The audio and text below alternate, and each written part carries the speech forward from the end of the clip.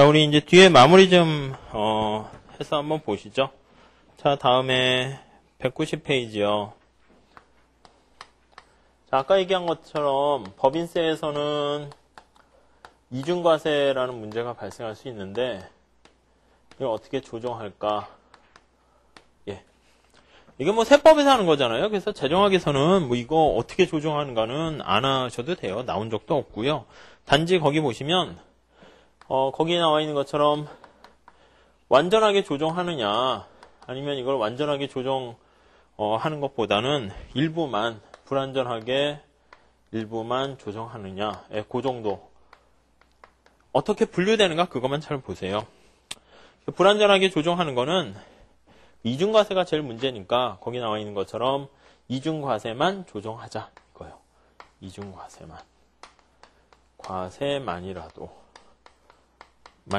이렇게 있죠. 만이라도. 네, 그거만 잘 구별하시면 되겠어요. 자, 완전 조정 방식은 조합 방식이 있고요. 파트너십 조합 방식이 있고요.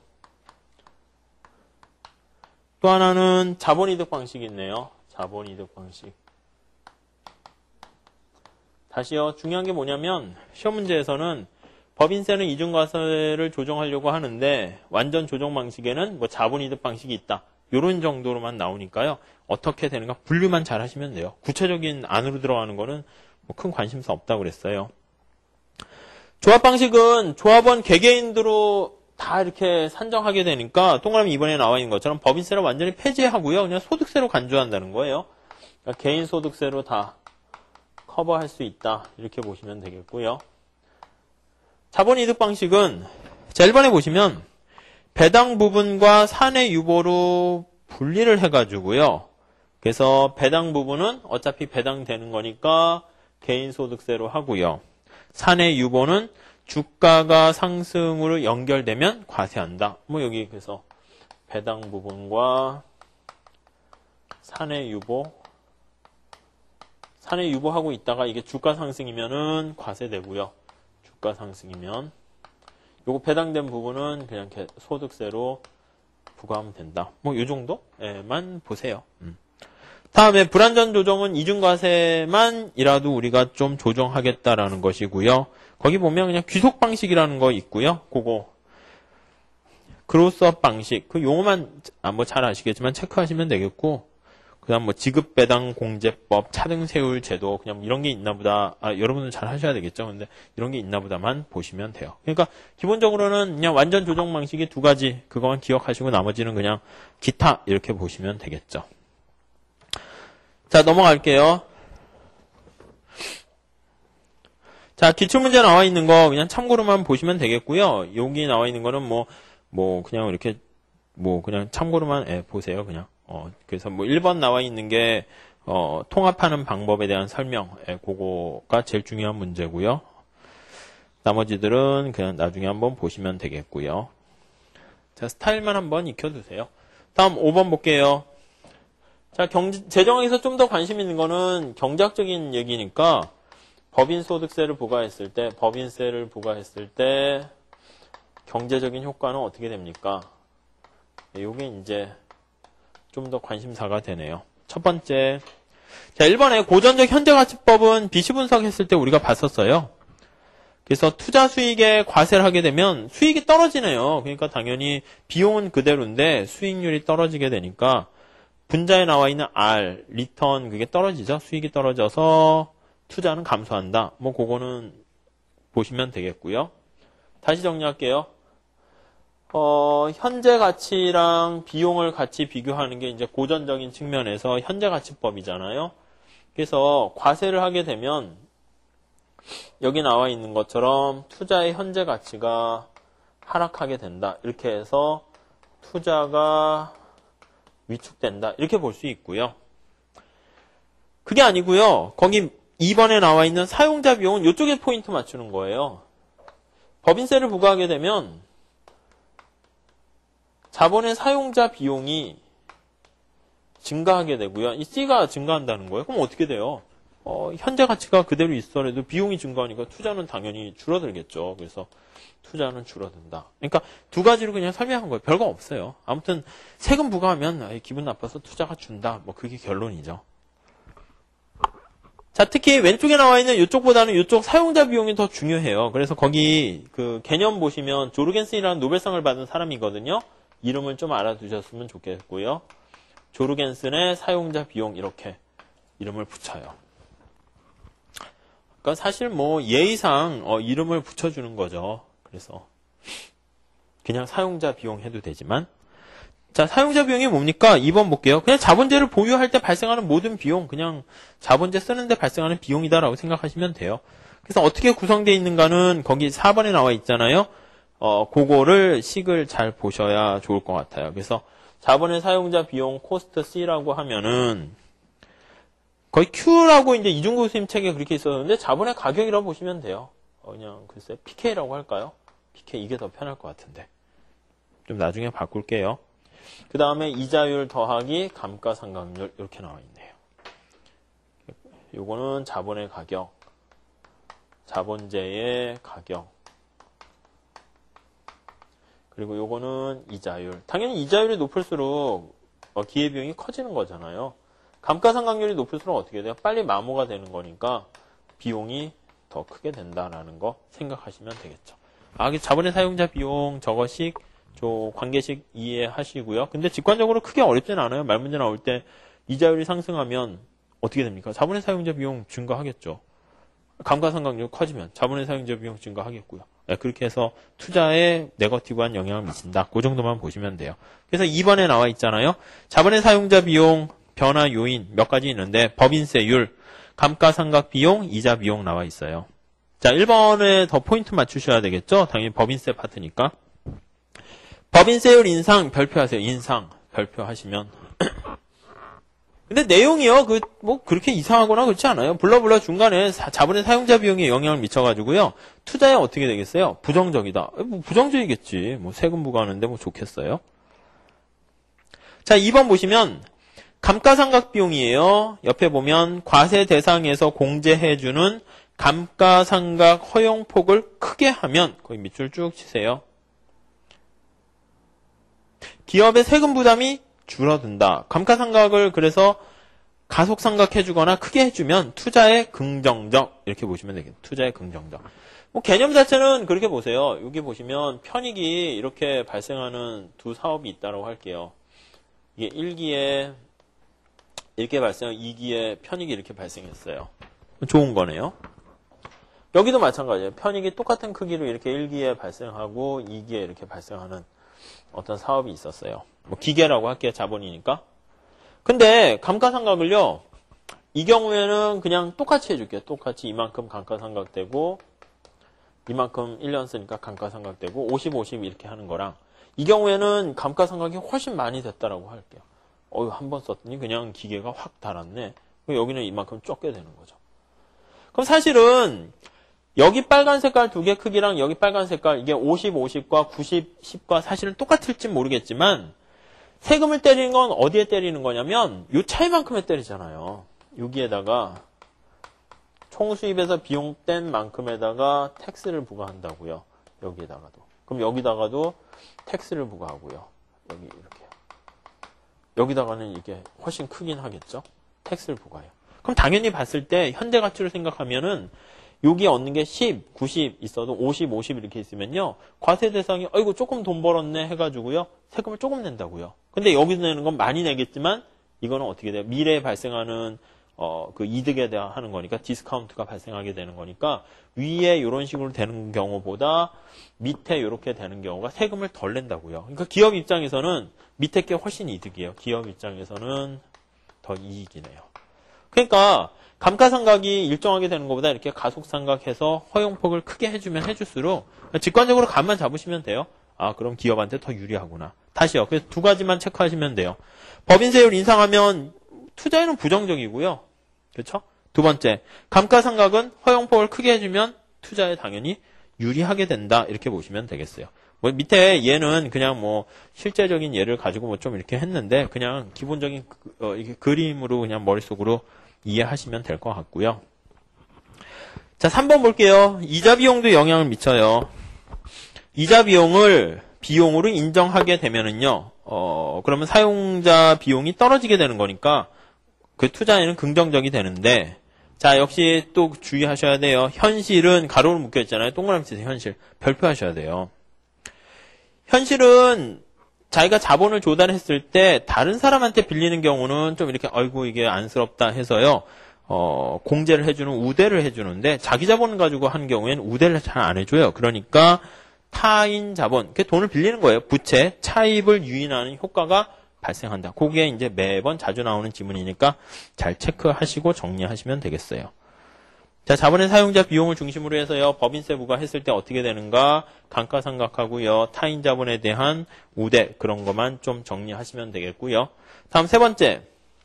법인세는 이윤에 대한 과세할 때는 영향을 안 미친다라는 중립적인 법인세 중립적인 효과를 지닌다고 했는데 언제 이게 중립적이 될까요? 라는 거. 이게 이제 굉장히 중요해요. 시험 문제 뭐 매번 이거는 단독 문제로 자주 출제돼요. 뭐 낼 거 없고 그냥 왠지 그냥 복잡하게 내려고 하면 요게 늘상 나와요.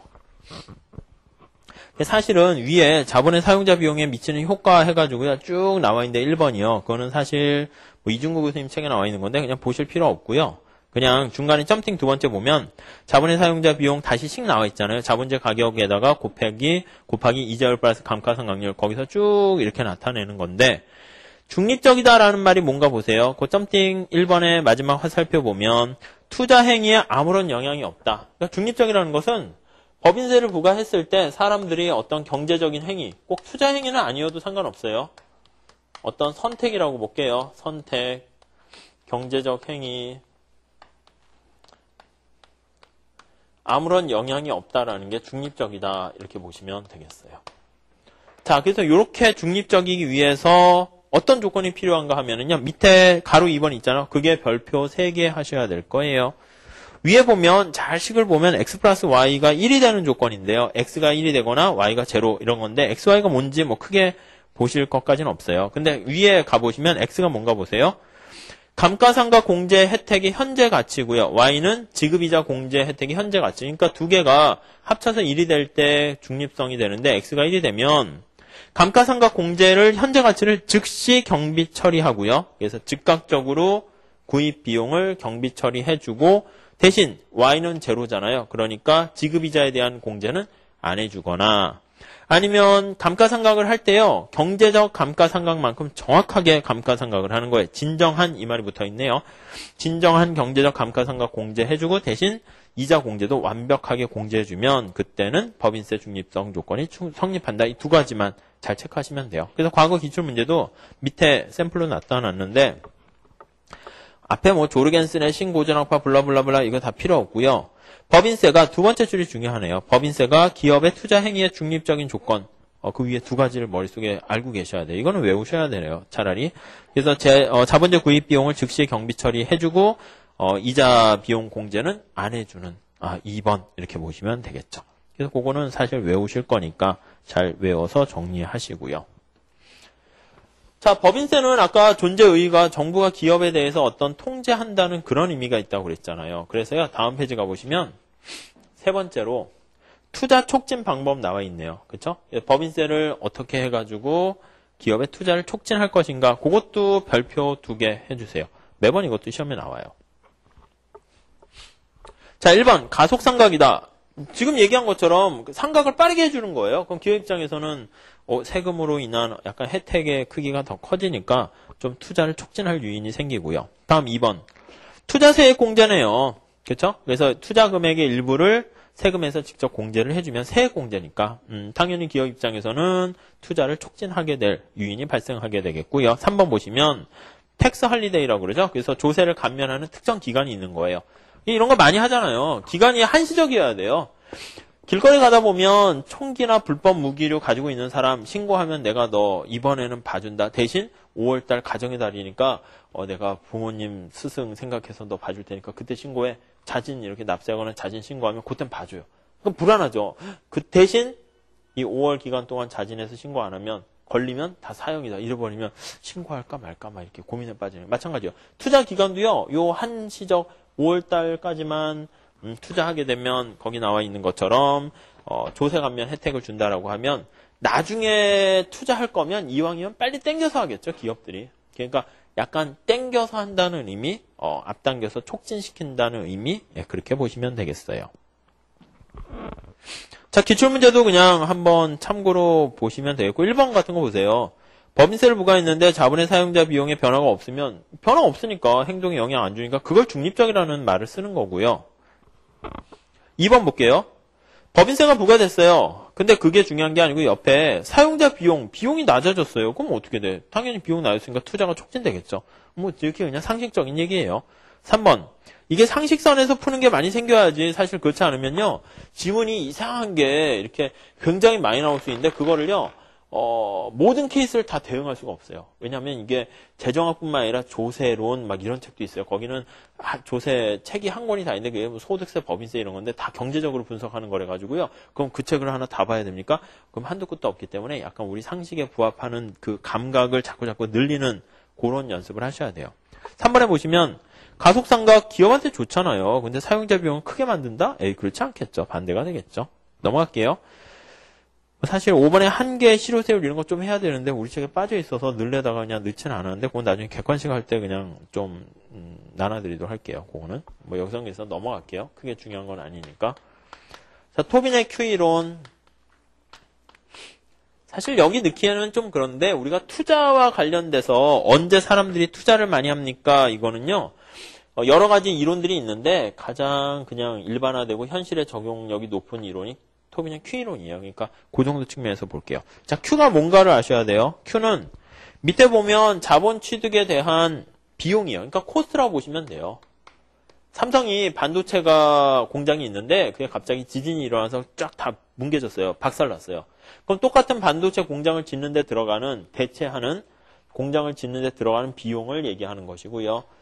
반도체 공장의 시장에서 평가되는 가치, 밸류, 이게 베네핏이 되는 것이죠. 그게 분자에 있는 거예요. 그러니까 당연히 이걸 토빈의 Q를 정의했는데 이게 1보다 크게 되면 어떻게 돼요? 들어가는 비용보다 가치가 크니까 투자해야 되는 거죠. 이런 기업에 대해서는. 이건 뭐 별 얘기는 없어요. 사실. 그럼 왜 이렇게 토빈의 Q이론이 각광을 받고 이슈가 됩니까? 할 때 이게 가치를 평가하는 게 이게 주식시장에서 평가되거든요. 그러니까 주식시장에서 우리가 예상하지 못한 많은 정보를 반영하고 애널리스트들이 그 기업의 가치를 평가하잖아요. 그러니까 여기 수많은 정보가 다 들어가 있어요. 그러니까 비용 대비 가치, 주가뿐만 아니라 뭐 그런 것들 포함되어 있으니까 사실은 현실 설명력이 제일 높다라고 해서요. 토빈의 Q이론을 가장 많이 사용해요. 자, 그러면 당연히 여기서 보면 토빈의 Q가 1보다 크면 투자가 증가하는 거예요. 그거 연결시켜서 2번 보시면 가속상각제도다. 뭐 아까 얘기했어요. 자본 취득 비용을 낮추는 거니까 투자가 증가하게 되겠고요. 투자세 공제도 뭐 그런 걸 중간중간 떠나가지고 자본의 취득 비용을 낮춰서 투자를 증가시킨다. 그 정도만 보시면 되겠네요. 자, 다시 결론이요. 중립적인 법인세 그 두 가지 공식 잘 보시고요. 언제 투자를 촉진시킵니까? 예, 그런 것들 법인세를 가지고 컨트롤하는 거 그 정도만 보시면 되겠고요. 다음에 6번째 인플레이션과 법인세. 뭐 이거 우리 책에 좀 빠져 있는 건데 몇 개 좀 더 넣긴 해야 되는데. 자, 당구장 표지 볼게요. 시험 문제는 결론이 요거만 아시면 돼요. 사실은 뭐 더 이해도 필요 없고요. 인플레이션이 야기되고요. 인플레이션이 야기되면 기업한테 좋으냐 나쁘냐? 나빠요. 그게 당구장 표시에 거기 나와 있잖아요. 누진세율이 적용되기 때문에 그래요. 아이고 못하네. 누진세율이 적용되면 기업 입장에서 소득세 부과할 때도 개인들은 명목 소득이 증가해서 세금 더 낸다고 그랬잖아요. 기업도 마찬가지예요. 법인세도 똑같은 세금이니까 실질적인 조세 부담이 커져요. 그러니까 인플레이션 야기되면 조세 부담이 커진다 이거랑 하나 더 접목시킨다라고 하면 밑에 기출문제에 나와 있는데요. 선입선출법이 채택되면 FIFO라고 하죠. 선입선출법이 적용되면 이 두 가지 적용되면 기업의 조세 부담이 세 부담이 커진다, 증대된다. 뭐 이거 하나만 알고 계시면 돼요. 사실 시험 문제는 그 중간에 뭐 왜 그렇게 변하는가까지도 필요 없고요. 말 그대로 그냥 이거는 그냥 요거 자체만 머릿속에 한 줄 넣어서 암기 그냥 하시면 끝. 예, 더 이상 뭐 필요 없어요. 자, 그렇게만 하세요. 그 공부할 범위를 많이 줄여드리는 거니까요. 그러니까 제 생각에는 가장 성공하는 학원 강사는 어떤 건가 요건을 쫙 보면은요. 너무 이렇게 심플하게 정리해 주는 것도 중요한데 정리를 너무 심플하게 하면 학생들이 불안해해요. 이거 혹시 딴 책에 뭐 있는데 이거 해야 되는 게 아닌가? 그렇다고요. 뭐 이걸 또 막 이상한 거 다 하잖아요. 아까 얘기했던 뭐 조세론 책 찾아서 막 하면 또 이게 너무 많아가지고 또 그것도 다 해야 되나 불안해하고. 그러니까 그 경계를 잘 타는 게 이제 사실 중요한 건데 제 생각에는 어느 게 더 바람직합니까? 라고 하면은 재정학은 합격생들 보면 늘 계속 말씀드리는데 그냥 잘 되는 사람은 한 80점 정도? 좀 안 돼도 한 70점 정도만 되면 상법하고 이렇게 해서 60점 넘는 것 같더라고요. 근데 좀 제 생각에 한 80점 정도 평균에서 플러스 마이너스 5점? 그냥 그 정도면 돼요. 그냥 막 95점 맞고 막 100점 맞고 이거는 또 과잉 낭비죠. 1차만 있는 거니까. 그러니까 한 80점에서 그날 컨디션 운 좋으면 한두 개 더 맞으면 85점 예를 들면 그리고 좀 운 나빠도 한 75점 밑으로는 떨어지지 않게. 그러니까 한 10개를 기준으로 해가지고요. 제 생각에는 뭐 한 8개, 10개 그 정도 잡으시면 되지 않을까 해요. 자, 196페이지 가시면 법인세와 조세지출 문제 나와 있는데 우리 책에 조세지출이 없어요. 그래서 옛날에 정리했던 거 그거를 좀 몇 개 집어넣었거든요. 그냥 이중구 교수님 책을 가지고 정리했는데 몇 개 개념만 잡으세요. 자, 1번 조세지출이 뭔가? 예, 그걸 한번 보세요. 조세지출 밑줄 치시고요. 자, 우리가 개인에 대해서 보조금을 주잖아요. 그건 뭐냐면 마이너스 조세라고 그랬어요. 세금 거둘 걸 못 거둔 것이기 때문에 어떻게 보면은 어떻게 보면 기업 들어오는 게 안 들어온 건데요. 여기도 마찬가지예요. 기업에게 혜택을 주기 위해서 비과세 감면. 이거는 바로 뭐냐면 기업에게서 들어올 조세 수입이 상실된 거예요. 그래서 상실된 조세 수입의 규모. 그러니까 정부가 도와준 거죠. 보조금이라고 생각하시면 돼요. 그래서 2번에 보시면 조세 지원. 그러니까 개인한테는 보조금이라고 생각하시면 돼요. 다시요. 조세 지출 개념이 좀 헷갈릴 수 있는데 그냥 기업에게 주는 보조금이다라고 생각하시면 되겠고요. 근데 겉으로 직접 주는 게 아니라 간접적으로 주는 거예요. 받을 건 안 받는 거니까 3번 보시면 명백한 비용은 아니에요. 근데 암묵적인 비용인 거죠. 그래서 공제되는 부분 이런 것들이 사실은 조세 지출이다. 그래서 예를 가지고 보세요. 투자세 공제, 가속상각, 가속 감가상각 그리고 뭐 수출 손실 준비금제 뭐 이런 것들이요. 그 왜 이런 일을 합니까? 투자를 촉진하기 위해서 그래요. 투자를 많이 해야지 자본이 축적되면 그게 이제 기업이 특히 성장기에는 경제 성장에 되게 중요한 역할을 하게 되네요. 그래서 조세 지출의 문제 효율성 측면에서 보면 자, 경제 발전 단계가 성숙 단계가 되면 어떻게 돼요? 성숙 단계 밑줄 치세요. 성숙 단계가 되면 자, 이거는 뭔가 좀 꿈나무를 육성하는 데 의미가 있으니까 위에 4번의 성장기의 자본 축적이 목적인데 어느 정도 성장했으면은요, 이제 조세 지출 보조금 안 해줘도 되잖아요. 자생력을 키웠으니까. 근데 문제는 성숙 단계 됐는데도요, 이거를 계속 받으려고 노력을 하는 거예요. 그러니까 여러 가지 폐해라든가 나태함, 도덕적 해이 등등 이런 것들이 생기겠죠. 그게 이제 효율성 낭비라는 거고요. 또 공평성은 당연히 누구는 보조받고 누구는 못 받으니까 공평성을 더해야 한다. 뭐 그거는 쉽게 알 수가 있을 거예요. 자, 위에 나와 있는 것처럼 동그라미 1번에 나와 있는 것처럼 제일 위에 비과세 감면 이거 잘 포착이 안 되니까 이 조세 지출 같은 경우도 예산으로 우리가 제대로 반영해서 정리해보자라는 게 조세 지출 예산 제도예요. 직접 명기하자라는 것이고요. 자, 2번 경제적 효과만 보시면 되겠어요. 이중 지원을 방지할 수 있네요. 항공산업이 유망해서 과세를 안 해요. 그럼 이게 사실 지원해 준 거잖아요. 근데 또 육성하기 위해 지원해 주면 2번 지원해 주는 셈인데 그런 거를 우리가 정확하게 포착해낼 수 있고요.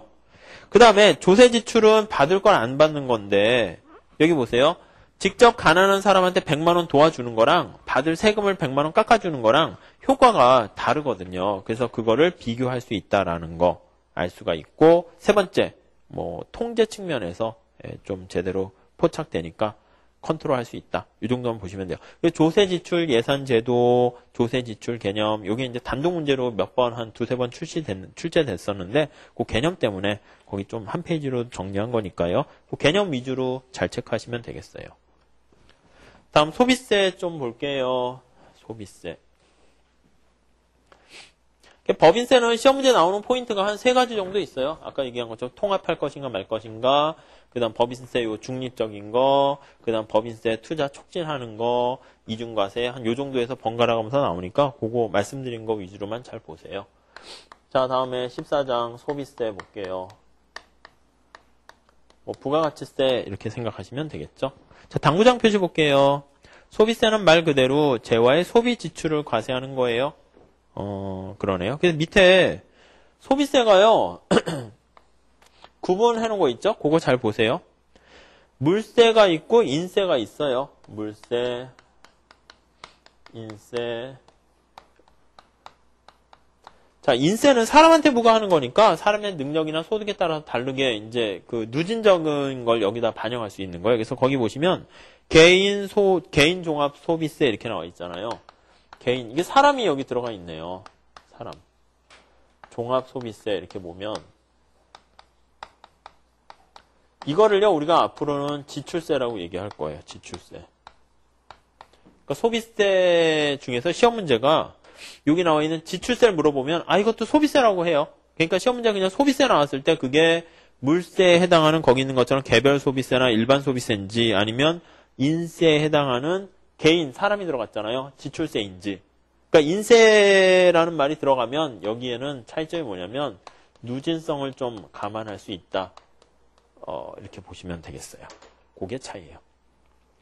물세는 개별적인 재화를 대상으로 해서 X재, Y재에 과세하느냐 아니면 모든 재화에 다 부과하는 일반적인 소비세냐. 그렇게 두 개로 구별할 수 있고요. 개별 소비세. 개별 소비세는 어떻게 되는 거예요? X재 하나에만 부과하는 거예요. T, X재 하나. 그리고 일반 소비세. 이거는 X재랑 Y재 둘 다 과세하는 거예요. 그러면 X재랑 Y재 둘 다 과세하니까 예산선이 이렇게 평행 이동하겠죠. 일반 소비세는. 근데 개별 소비세는 X재만 과세하는 거니까 예산선 기울기가 바뀔 거다라는 거 알 수가 있을 거예요. 자, 요 정도 우선 정리하시고요. 자, 소비세의 변화 성격, 이거는 그냥 참고로만 보세요. 전통사회에서는 인두세, 토지세, 직접세. 이 부과 대상이 할 만한 게 사람 머리나 땅 이런 거밖에 없잖아요. 그 다음 이행기로 가면서 부국강병에선 돈을 좀 많이 걷어야 되니까 위에 나와 있는 전통적인 인두세, 토지세 가지고는 부족해요. 그래서 간접적인 개별 물품세인 뭐 담배나 술 이런 거에다가 과세를 하게 되었고요. 뭐 이거는 우리 책에는 없는 얘기예요. 근대 사회에 가면 일본에 보시면 직접세와 간접세가 이제 자리 잡기 시작했는데 직접세 비중이 커요. 네, 그거 체크하시고. 자, 간접세. 뭐 우리나라도 상당히 일찍 도입한 건데 198페이지 가볼게요. 소비세의 성격 볼게요. 자, 여기 나와 있는 거 하나씩 뜯어볼게요. 하나씩. 그래서 개별 소비세, 물세에 속해 있네요. 요거 먼저 볼게요. 자, 1번 보면 개별이잖아요. 전화세, 특별소비세, 주세. 뭐 이건 쉽게 알 수가 있고요. 그래서 규제 기능이 좀 있네요. 담배나 술 이런 걸 좀 줄여야겠다. 소비를 줄여야겠다라는 측면에서 다른 재화로 좀 뭔가 소비를 바꾸기 위해서 그쵸? 담배 대신 돈을 벌기 위한 목적은 아니네요.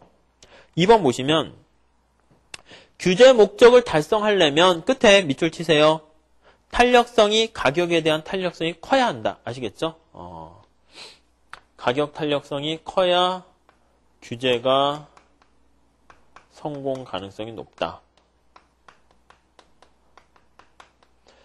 담배세 같은 거 어떻게 돼요? 소득 탄력성이 가격 탄력성이 어떻게 돼요? 담배에 중독되면 한 4,000원인데 4,500원 올라갔다고 해도요. 사람들은 그냥 계속 핀단 말이에요.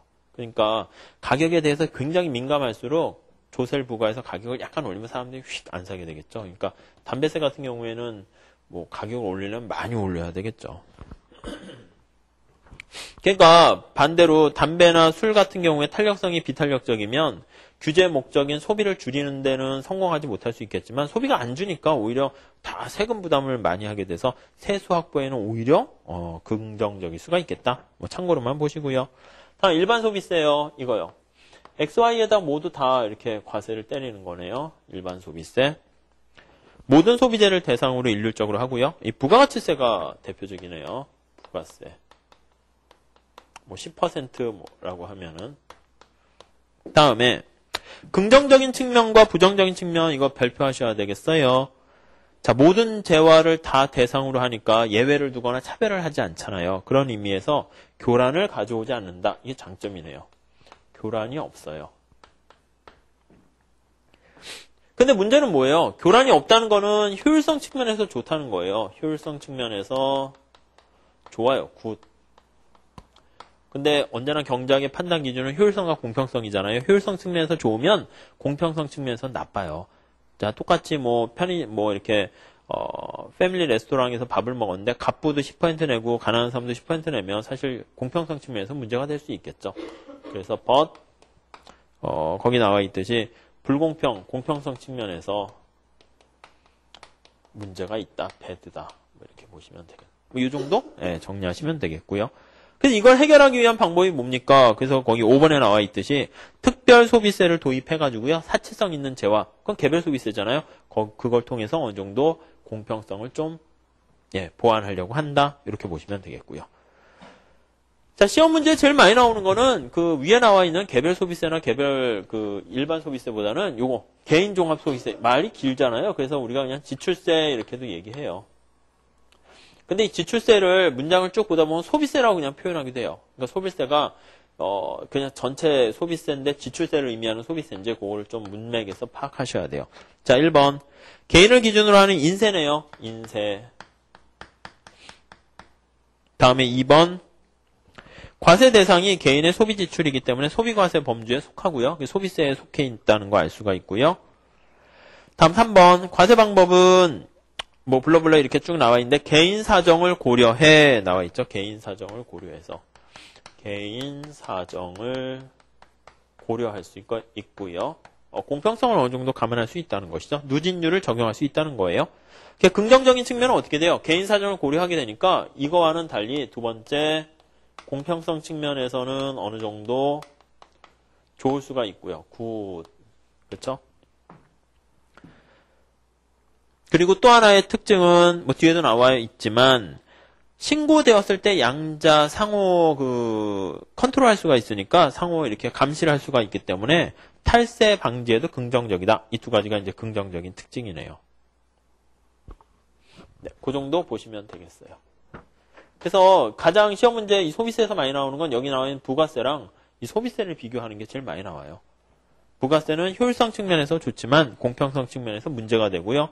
반면에 저기 나와 있는 지출세는 효율성 측면에서 보다 공평성 측면에서 좋다라는 거. 자, 부가세 한번 보도록 할게요. 부가가치세. 3번 부가세다. 자, 1번 부가가치세 나와 있는데 거기 밑에 표가 나와 있네요.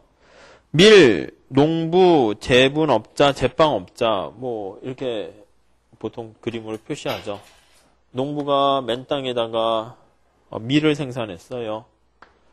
그 다음에 제분업자는 이 1,000원 이게 매출된 거를 팔아서 얼마죠? 1,500원 이만큼 부가가치를 여기 1,000 있고 500을 추가로 생산한 거죠. 이게 제분업자. 제분업자 밀가루로 할까요? 아니, 밀가루 할게요. 밀가루를 통해서 빵을 만드네요. 제빵업자는 1,500을 받아서 2,500이니까 이렇게 2,500. 1,500을 생산했네요. 이게 빵. 그쵸? 부가가치라는 거는 가치가 부가된, 밸류가 더해진, 에디드된 만큼만 우리가 과세 대상을 삼겠다는 거예요. 그래서 여기로 따지면 이 밀과 추가적인 밀가루, 추가적인 빵의 가치, 이게 바로 부가가치죠. 그러니까 아시겠지만 각각의 부가가치는 최종 생산물인 빵의 이 총 가치랑 같게 된다라는 거 알 수가 있을 거예요. 그래서 부가가치 다 합한 게 제빵업자의 그 빵 매출 2,500원 같다라는 거 알 수가 있겠죠. 자, 부가세의 특징 발표하세요. 모든 단계에서 그 근거, 세금 계산서가 있어야 되니까 매입액을 확인해가지고 공제 혜택이 있으니까 동그라미 2번에 탈세를 방지하는 효과가 있다. 예. 그 방법이 밑에 나와 있는 매출액에서 매입액을 뺀 거기다 10% 곱한 게 부가가치세 이렇게 나타내는 거니까 탈세 방지 효과 그 정도 보시면 되겠고요. 자, 부가가치세가 왜 도입됐는가라고 하면 그 다단계 거래세라는 거를 보셔야 돼요. 다단계 거래세는 10% 과세를 하게 되면 거기 보세요. 거래의 모든 단계에서 발생하는 거래의 모든 단계 밑줄 치시고 총 가치에 동그라미 치세요. 그러니까 여기에다 다 과세하는 거예요. 그래서 밀에 대해서 이거 하니까 100 내고요. 다음 여기 과세하니까 이거 단계에서 150 내고요. 여기가 2,500인가요? 하면 또 2,250 이렇게 내버리네요. 단계가 많아질수록요. 세금을 자꾸 많이 내는 거예요. 다음 페이지 한번 가보시면 되는데 다음 페이지에 다단계 거래세 효과 이렇게 나타냈어요. 똑같은 거에다가 부가가치세 말고 다단계 거래세 그걸 하나 더 집어넣었어요. 다 더하니까 이게 얼마예요? 500의 세금을 내잖아요. 그래서 에이 안 되겠다. 그냥 기업 입장에서 단계를 줄이면 세금을 적게 내는 거니까 밀 생산하는 사람이 이거를 그냥 한꺼번에 확 통합해버리는 거예요. 통합해버리면 그냥 한 번에 여기서 생산 단계가 하나로 끝나는 거죠. 그냥 2,500 이렇게 나오니까 10% 내면 그냥 250 해가지고 이걸로 그냥 끝 이렇게 되네요. 그러니까 여기서는 다 더하면 500 이렇게 나오는 거를 250으로 단계를 줄이면 세금을 줄이게 되니까 사실은 우리가 기업들이요. 요렇게 밀과 밀가루, 빵 이런 식으로 통합하는 거를요. 이게 이제 가치가 이런 쪽으로 흘러간다라고 해서요. 이거를 수직적 통합이라 그래요. 그게 아니라 빵 회사끼리 이렇게 통합하는 걸요. 우리가 같은 단계인 수평적 통합이라 얘기하거든요. 그러니까 사실 이렇게 수직적으로 통합하는 게 더 이득인 경우도 있어요. 예를 들면 우리가 이제 금호 기업 같은 경우에는요. 처음에 광주인가 거기서 고속버스를 시작했는데 고속버스를 이렇게 운영하려고 하다 보니까 문제가 타이어를 교체해야 되는데 타이어가 제때제때 이렇게 교체를 못하면 이 버스를 운영 못하는 거예요. 그래서 안 되겠다. 고속버스는 있는데 우리 좀 돈 좀 많이 벌었으니까 타이어 회사를 그냥 아예 인수해버렸어요. 그럼 제때제때 이렇게 그 상황을 보고 타이어를 준비할 수 있잖아요. 근데 타이어를 준비하려고 그랬는데 타이어를 만드는 원료인 고무가 제때제때 이렇게 납품이 안 돼서 또 타이어를 만드는데 또 이게 자꾸 계획과 차질이 생기는 거예요. 안 되겠다. 그냥 인도네시아 이런 고무 회사까지 인수해버린 거예요. 그렇게 되면 고무부터 타이어부터 버스에 집어넣는 것까지 한 번의 계획으로 쫙 맞출 수 있으니까 효율성이 증대되거든요. 그런 측면에서는 사실은 수직적 통합이 나쁘지 않은데 이 경우는 뭐예요? 세금 덜 내려고 바람직하지 않은데도 통합하는 경우에는 사실은 문제가 발생할 수 있다는 것이죠. 자, 그래서 다단계 거래세를 했을 때 세금을 줄이기 위해서 수직적 통합을 하게 되는 경우가 발생하니까 그런 것들 인위적인 수직적 통합 제거할 수가 있다라는 게 부가세 도입의 효과예요. 거기 뭐 누적 효과, 수직적 통합은 그냥 참고로 보시고요. 밑에 부가세 도입 효과 별표하세요. 자, 그래서 각 단계가 증가함에 따라 누적되는 효과가 없게 되고요. 또 수출 시 환급에 따른 어려움도 없게 되고요. 3번이 더 중요해요. 수직적 통합을 통한 세금 부담 절감할 요인이 없게 되네요. 그런 측면에서 좋다. 밑에 다단계 거래세 박스 나와 있는데 앞에 나와 있는 거 그냥 좀 똑같이 다시 반복하는 거예요. 밑줄 친 거 중심으로 잘 보시면 되겠어요. 문제점 보면 기업 사이에 수직적 통합을 인위적으로 붙이기는 그런 행동을 막을 수 있다 보시면 되겠고요. 다음에 부가세 유형 좀 볼게요. 여기만 좀 지우죠.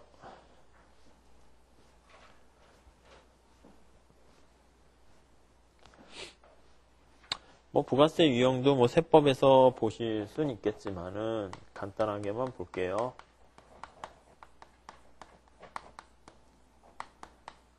자, 거기 1번에 보면 GDP형 나와 있네요. GDP는 우리가 보통 뭐 아마 중고등학교 때도 아마 들어보셨을 거예요.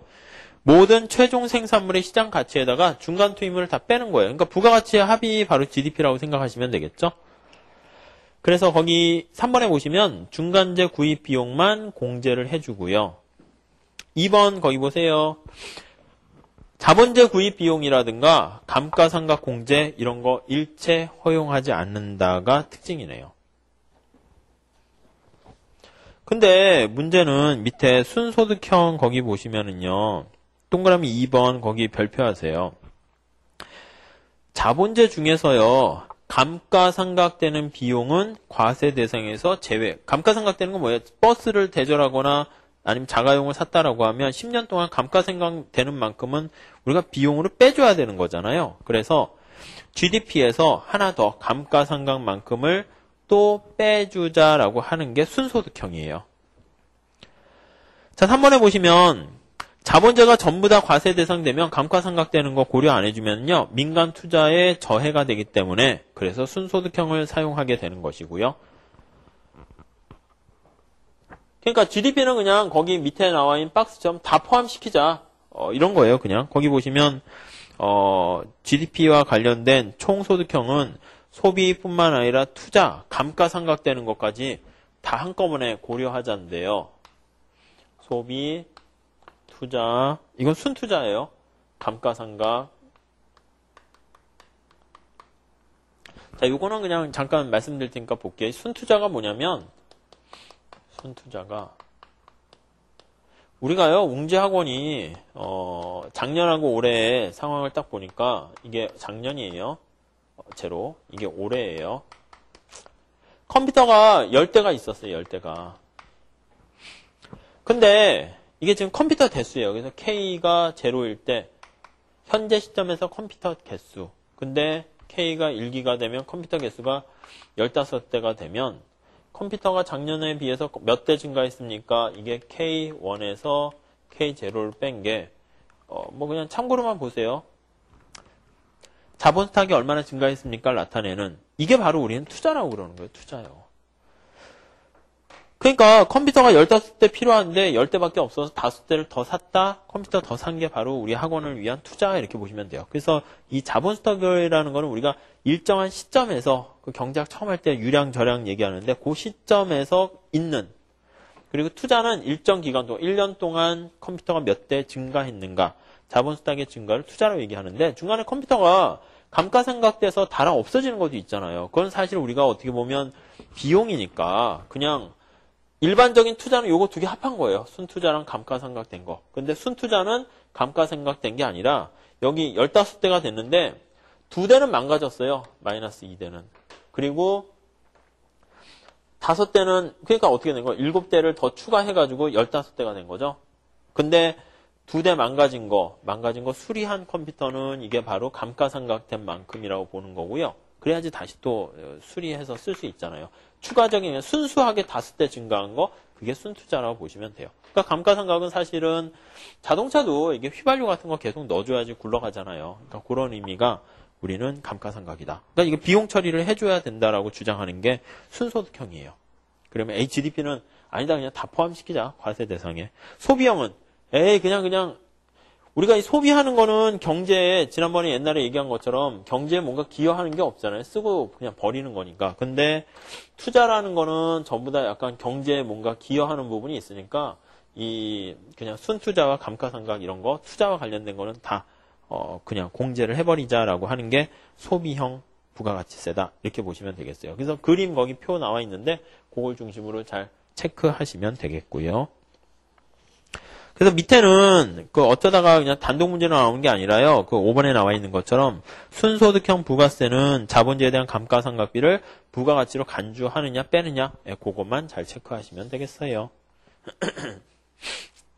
자, 다음에 네 번째 부가가치의 계산 방법. 이거는 뭐 여러분들이 뭐 잘 하시니까 뭐 따로 여기서는 할 거는 없을 것 같아요. 그리고 시험 문제에 부가가치세 계산하는 방법 이런 게 재정하게 등장한 적은 없어요.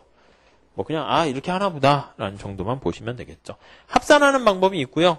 임금, 이자, 지대, 이윤 다 더해서 뭐 10% 세율 아니면 공제하는 방식이 있네요. 공제는 직접 공제랑 간접 공제가 나와 있고요.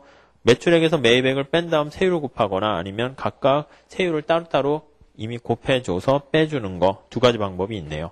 그래서 아까 얘기했던 그 재분업자, 제빵업자를 가지고 매입세액 공제법과 뭐 거기 나와 있으니까요.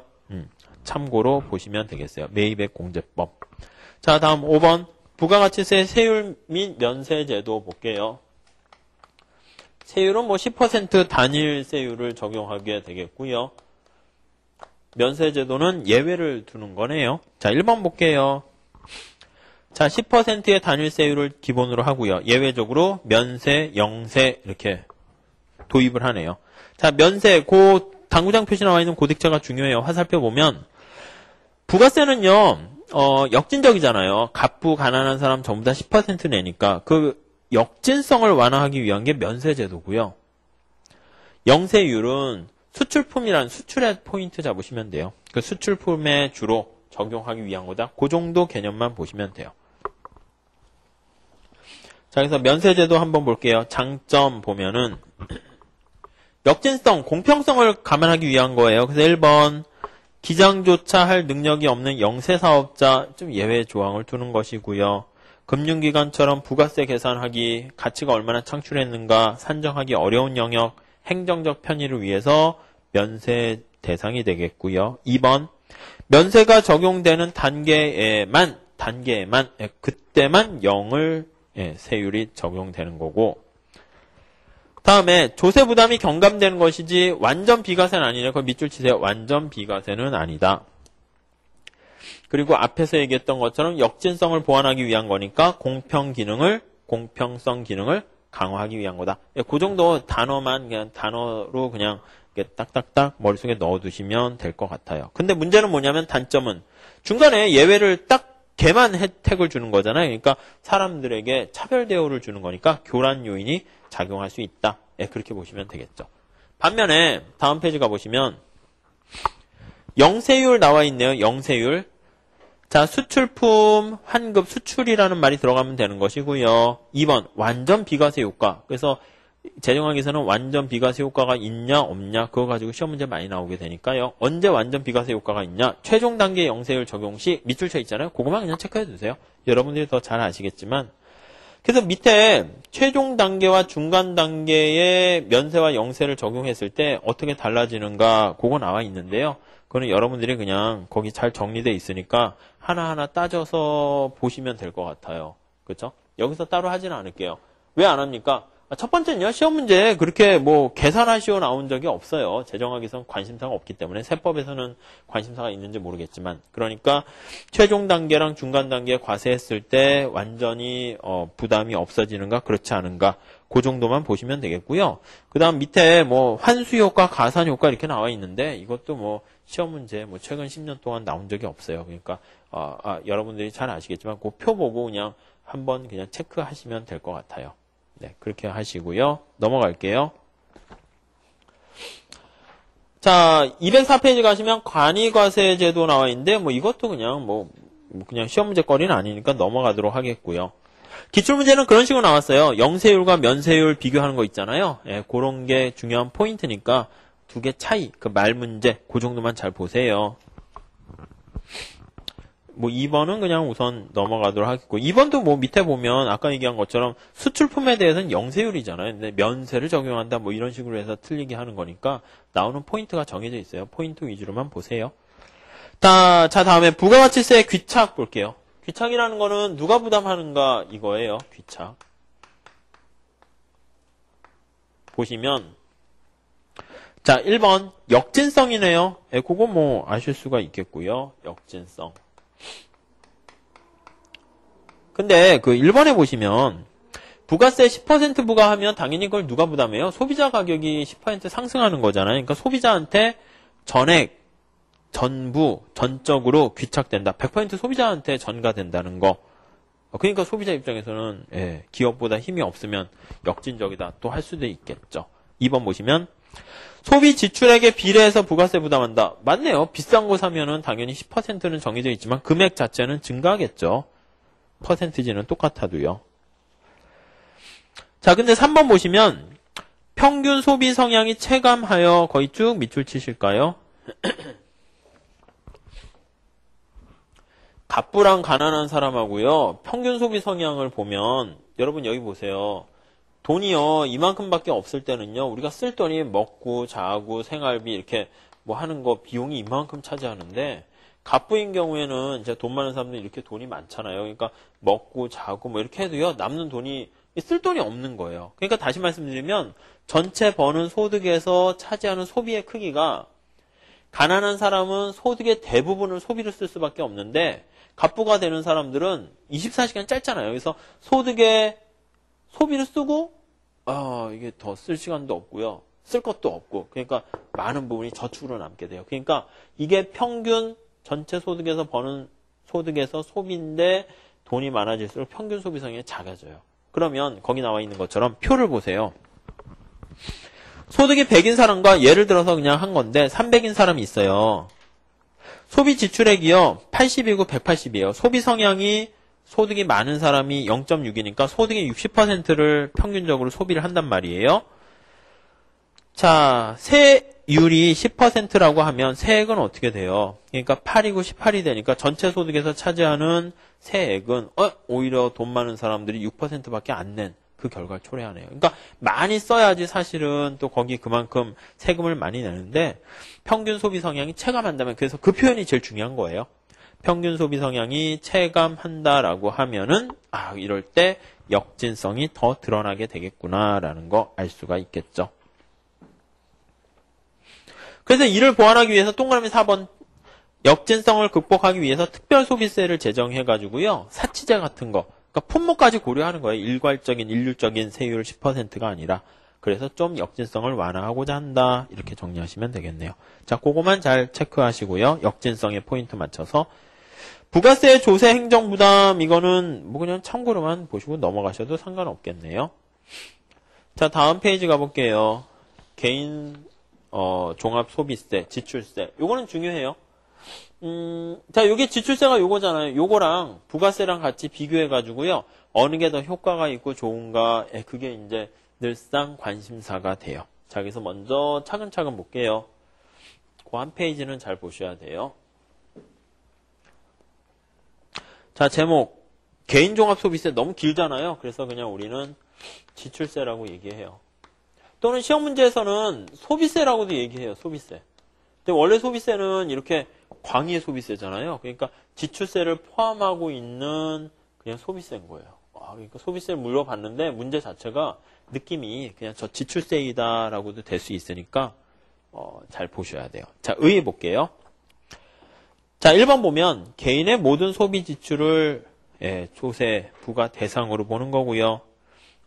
지출세는 인세네요. 그러니까 개인의 사정을 고려할 수가 있고요. 그게 중요하네요. 다음에 3번. 그러니까 누진성을 고려할 수 있다는 거죠. 누진율을 적용할 수 있고요. 자, 4번.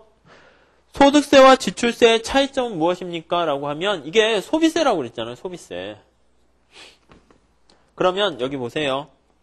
내가 버는 소득, 이게 소득이면 소득의 일부는 소비를 하고요. 소비하지 않은 나머지를 우리가 저축한다 이렇게 얘기할 수가 있어요. 그러면 여기 나와 있는 소비세다라고 하면 지출세다라고 하면 여기에만 과세하는 거예요. 여기에만 소비세는 과세하는 거고요. 소득세는 어디에 과세하는 거냐면 말 그대로 여기 소득에 과세하는 거예요. 이게 소득세는. 그럼 비교해보면 얘만 차이 나네요. 그러니까 소득세에다 과세했다는 거는 소득세는 소비와 저축에 다 과세하는 거잖아요.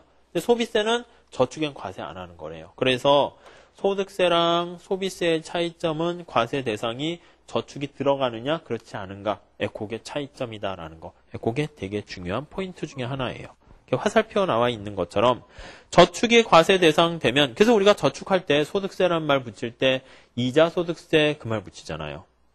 그리고 저축이 과세 대상이 아니면 지출세다, 소비세다 이렇게 보시면 되겠어요.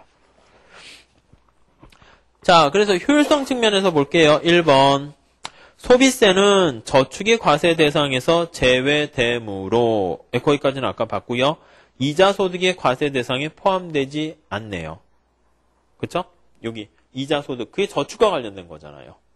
그러니까 아까 그림을 그릴 때 우리가 이렇게 그렸었어요. 여기 보면 현재 소비와 미래 소비 이렇게 나타나면 예산선이 이렇게 있었잖아요. 그냥 우리가 얘기하는 이자 소득세다라고 하면 원래는 여기 오메가점을 중심으로 해서요. 아까 이렇게 그리긴 했는데 그거는 양쪽 다 보기 위한 거고요. 정확하게 그리려고 하면 얘는 과세 대상이 아니고요.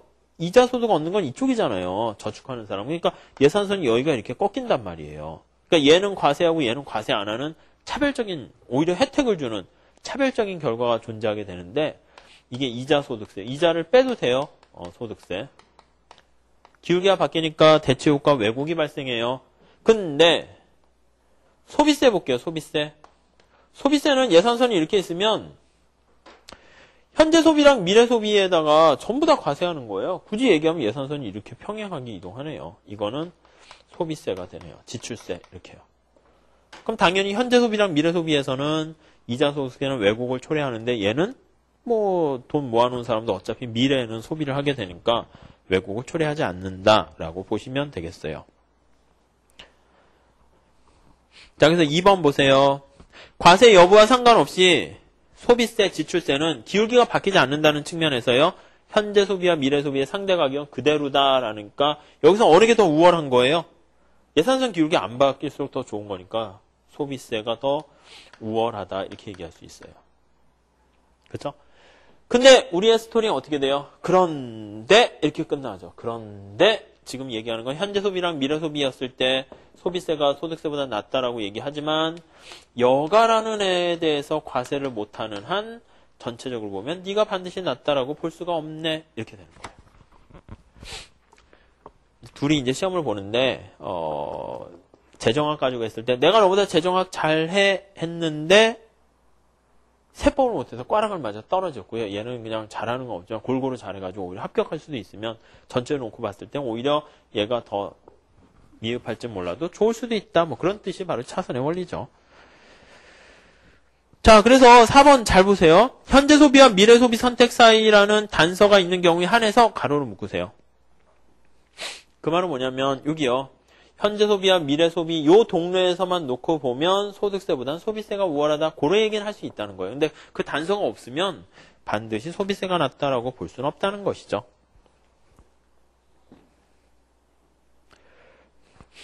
자, 지금은 효율성 측면에서 봤고요. 공평성 측면에서 한번 봅시다. 개인 사정을 고려할 수 있다는 측면에서는 요거요. 소비세도 오케이. 소득세도 오케이. 그래서 1번에 보시면 소득세나 지출세 모두 개인을 기준으로 과세를 할 수가 있기 때문에요. 어느 게 더 우월하다 이렇게 얘기할 수가 없고요. 자, 2번 대부분 국가는 소득세가 기관세로 작용된다라는 거 참고로 보시고 근데 거기 보세요. 소비가 효용에 적절한 지표라면 근데 우리가 소비를 했을 때 사실은 효용 만족을 얻게 되는 거니까 바람직한 기준은 사실 이론상으로는 소비가 좀 더 적당한 측면이 있어요. 자, 아무튼 수직적 공평성도 마찬가지로 둘 다 감안할 수가 있기 때문에 실질적인 비교는 곤란하다. 자, 근데 지출세를 옹호하는 사람들이 있어요. 거의 별표 하시죠, 별표. 자, 여기 보세요. 지출세, 소비세라고 했어요. 여기 보시면 저축에 대해서는 소비세는 과세 안 하고요. 소득은 과세하잖아요. 그러니까 사람들의 성향이 소비를 많이 하는 사람이요. 훨씬 더 유리해요. 저축 많이 한 사람보다는 소득세 같은 경우에. 이제 그걸 보려고 하는 거예요. 자, 그래서 밑에 한번 볼게요. A, B 두 사람이 소득이 1,000만 원으로 똑같아요. 근데 A는 저축 성향이 0.5고요. B는 아예 저축을 안 해요. 그러니까 저축을 그나마 하는 사람은 A고 B는 안 해요. 그걸 표로 나타낸 게 다음 페이지 표로 정리한 거 보시면 더 편할 것 같아요. 자, 그 표 가만히 보니까 개인 A가 있고 개인 B가 있어요. 구분 거기 한번 잘 보세요. A는 소득이 1,000만 원이에요. B도 1,000만 원이에요. 근데 저축은 A는 절반은 저축하는데 B는 저축 안 해요. 다 써버리는 거예요. 자, 소득세 기준으로 놓고 봤을 때는 1번에 볼게요. A는 소득세 100만 원 냈네요. 근데 나중에 이자 소득세까지 또 내요. 그러니까 실제 세금 낸 거는 145만 원 내는 거잖아요. 그렇죠? 이자 소득 45만 원이 생겼다라고 하면 이자 소득세까지 해가지고 4.5만 원 더하기 100만 원 현재 가치로 할인하면 104만 원이 되는데 저축을 안 한 사람은 당연히 이자 소득세가 없어요. 이자 수입이 없으니까. 그래서 그냥 100만 원. 그러니까 당연히 소득세 입장에서 뭐예요? 똑같이 1,000만 원 벌었는데 오히려 저축한 사람이 세금을 더 많이 내는 그런 문제가 발생할 수 있네요. 자, 그래서 밑에 2번 보세요. 이자 소득을 과세 소득에 포함시키는 소득세가 포함시키는 가로로 묶으세요. 그러니까 그냥 시험 문제에서는 소득세가 지출세 이렇게 나오는데 소득세 안에 이자 소득세라는 말이 들어가 있다는 걸 좀 파악하시라는 뜻에서 앞에다 수식어 집어넣은 거예요. 세부담이 높다라는 거 알 수가 있겠고요. 근데 지출세 볼게요. 소비세. 자, A는 1기의 소비를 500만 원 절반 했어요. 그리고 2기의 소비 500만 원 저축을 해놨으니까 따로 쓰지 않을게요. 1 플러스 10%만큼 이자 수익을 얻은 거에서 세금을 냈네요. 소비를 했네요. 나중에 소비는 얼마 하겠네요. 그래서 지출세액이 10%니까 55만 원 냈는데 현재 가치로 할인하면 그게 정확히 100 이렇게 되고요. 그건 여러분들이 잘 하시니까 따로 하지 않을게요. 직접 뭐 이렇게 해서 해보세요. 이렇게. 이게 시간이 있는데 여기 보시면 500만 원 소비하고요. 500만 원 소비 안 했어요. 저축했으니까 500만 원에다 1 플러스 뭐 10%만큼 이자 수익 얻은 거. 이걸 갖고 2기에는 세금을 소비를 한 거죠. 그거에 10% 낸 거를 할인했어요. 그래서 여기서 10% 낸 거랑 요거 할인했더니 100만 원 현재 가치로 나타냈을 때 그게 나타낸 걸 그냥 거기는 식으로 표현한 거고 이렇게 보시면 되겠죠. 근데 개인 B 같은 경우에는 어떻게 돼요? 그냥 저축 안 했으니까 1기의 소비를 다 써버린 거예요. 1000만 원 다 써버리니까 거기서 10%인 100만 원을 세금 냈네요. 그러니까 소득세와는 달리 지출세는 언젠가는 소비를 다 하게 되는 거니까 A와 B 저축 성향만 차이가 있는 사람일지라도 세금 내는 건 똑같다는 걸 알 수가 있어요. 그런 측면에서 효율적이라는 것이죠. 자, 그래서 3번 거기 표현 잘 보세요. 저축을 많이 하는 개인이 더 많은 세금을 냈어요. 자, 수평적이라는 말 별표하고 밑줄 치셔야 돼요. 사실 능력은 똑같은데 저축을 많이 했다는 이유 하나만으로 세금을 더 많이 내면 똑같은 능력을 지닌 사람을 똑같게 대우 안 했으니까 우리는 수평적 공평성에서 문제가 생긴다. 이렇게 보시면 되겠어요. 자, 그거 지출세랑 비교하는 거 잘 체크하시고요. 다음 4번. 조세행정 측면에서 소득세와 지출세의 공통점 보면 지출세도 소득세와 마찬가지로 개인 기준을 다 합산한 다음에 개인의 사정을 고려하기 때문에 초과한 누진세율을 적용할 수 있다. 앞에서 봤고요. 그러다 보니까 이제 조세제도가 복잡하네요. 그래서 조세행정 비용이 높아진다라고 보시면 되는데 차이점 볼게요. 자, 가로로 묶은 게 포인트예요. 소득세는 미실현 자본이득에 과세하는 측면에서는 소득세가 당연히 불리하게 되고요. 뭐 거기 뭐 설명 나와 있는데 어려운 얘기는 아니니까 한번 보시면 될 것 같고요. 소득세와 소비세 비교해놨어요. 미실현 자본이득 이런 거 저축한 거 뭐 이런 것들은 소비세에는 관련 없잖아요. 소비할 때 과세되니까. 근데 소득세는 미실현 자본이득도 과세 베이스에 포함되니까 행정비용이 증가하게 되고요. 다음에 소득세 불공평성 문제. 자, 소득의 변동폭이 큰 사람과 변동폭이 작은 사람하고요. 부부 합산하는 거와 똑같아요. 소득이 똑같은데 누구는 언제 900만 원 벌었다가 100만 원 이렇게 번 사람이 있고요. 누구는 이렇게 500만 원 번 사람이 있고요. 누가 당연히 세금을 많이 낼까요? 여기 있는 사람이 과세 구간이 확 올라가 버리니까 세금을 많이 낸다는 거 알 수 있어요. 그래서 변동폭이 클수록 세부담을 많이 든다라는 거. 그것도 대충 감으로 느끼실 수 있을 거예요. 근데 소비세는 상관없네요. 소비 얼마나 했는가에 따른 것이지 소득의 변동폭이 크던 작던 영향을 안 받게 되네요. 그런 측면에서는 소비세가 낫네요. 지금 여기는 소비세가 다 좋은 측면 지금 주장하는 거예요. 1, 2, 3번 다. 다음 유동성 문제예요. 고가의 내구재를 구입했어요. 그 경우에는 이때는 소비세가 불리하네요. 소득세 같은 경우에는 고가의 내구재 한 번 사면 오랫동안 쓸 수 있는 내구재를 구입했을 때는 그래도 세부담하고는 관련 없는데 소비세 같은 경우에는 고가 내구재, 자동차 비싼 거 한번 딱 샀으면 그 산 시점에서 세금이 팍 올라가게 되니까 세부담이 급증하게 되면 사실 그 10년 동안 타서 감가상각되는 만큼 사실 해줘야 되는데 그렇지 않은 경우에 갑자기 세금을 왕창 내면 유동성 문제가 발생할 수 있다. 네, 그 정도만 보시면 될 것 같아요. 그래서 그 차이점하고요. 어느 게 더 나은가 소득세랑 지출세 그걸 중심으로 포인트가 그거니까 시험 문제 잘 체크해서 보시면 되겠어요. 자, 그렇게 정리하시면 되겠어요. 그래서 부가세는 뭐 부가세 유형 뭐 이런 게 시험 문제 크게 나오진 않고요. 그냥 부가세에 대한 설명으로 맞는 것은 문제 내기 귀찮을 때요. 뭐 뭐 소득세에 의하면 그런 거 동그라미 하나 지문 정도로 할 때 많이 내요. 그리고 중요한 포인트는 뭐냐면 부가세의 장점 그리고 소비세에서 이렇게 구별되는 거 특히 여기 나와 있는 지출세랑 부가세랑 비교하는 거 그리고 지출세랑 소득세랑 부과하는 거 그리고 면세와 영세율 한 5개 정도 포인트 있거든요. 말씀드린 거 그거만 이렇게 반복해가지고 익숙하게 딱 하시면은 부가세에서도 보통 한 문제 정도 나오거든요. 돌아가면서 이제 나오니까 뭐 크게 어렵진 않을 거예요. 자, 그래서 중요한 얘기는 다 말씀을 드린 것 같아요. 그래서 제가 말씀드린 포인트 중심으로요, 머릿속에 잘 넣어두시고요. 시간 되시면 우리 책 한번 보시는 것도 좋은데, 그냥 제 생각에는 그냥 시간 없으시면 그냥 안 보셔도 돼요. 왜냐하면 이렇게 너무 많은 걸 공부하려고 하다가 이것저것 안 될 수 있으니까 제 스터디 가이드만 잘 보시다가 나중에 재정학은 또 이제 객관식 풀면서 다시 정리해 나가야 되니까 차라리 지금 시점에서는 세법이나 회계학, 다음 주에 세법 시작하는 것 같은데 그런 거 예습 복습 많이 하시고요. 요 좀 일찍 시작한 거긴 하지만 요 타이밍에 한번 정리해 두셨으니까 남보다 좀 부담은 덜 할 수 있을 것 같아요. 언제나 질문사항 있으시면 메일로 질문 주시고요. 그냥 이렇게 하시면 될 것 같습니다. 자, 고생하셨고요. 수업은 여기서 마치도록 할게요. 수고하셨습니다.